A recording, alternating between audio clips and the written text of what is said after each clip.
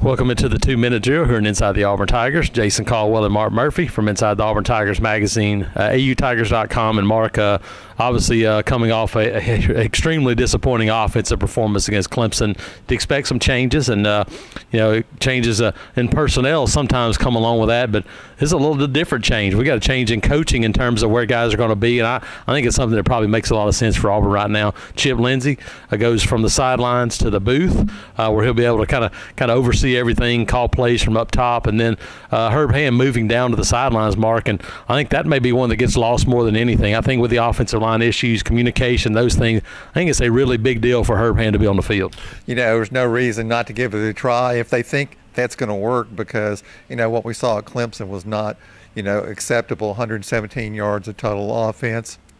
And Auburn certainly got the personnel to be much better than that, Jason. So Chip Lindsey's called games from the press box before. He did it last year at Arizona State, so he should be comfortable up there. I agree, Mark. And you're looking at talking about the offense being unacceptable, and it's across every level of the offense right now. And whether it's calling plays in certain situations, but obviously the execution of plays. Jarrett Stidham at times holding the ball too long, could have thrown away several of those balls on Saturday.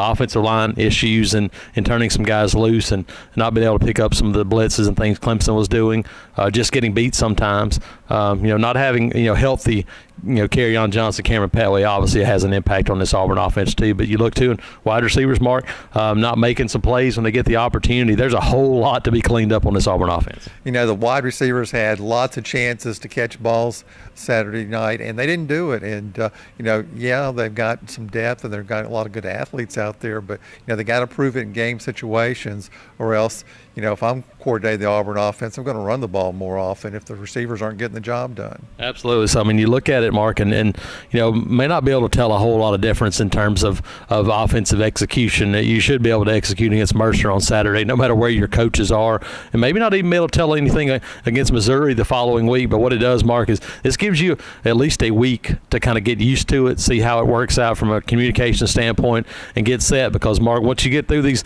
especially the next couple of weeks, things ramp up in a hurry, and this Auburn offense got to get a lot better. Yeah, you're right about that. And, it's a shame they're not playing better right now for the sake of the team, because the defense is playing well. Special teams are fine. They just got to get the offense fixed, Jason. Absolutely. They'll get a chance to do that starting on Saturday against Mercer, 3 o'clock kickoff for homecoming. We'll have full coverage throughout the week. Jason Caldwell and Mark Murphy, Inside the Auburn Tigers.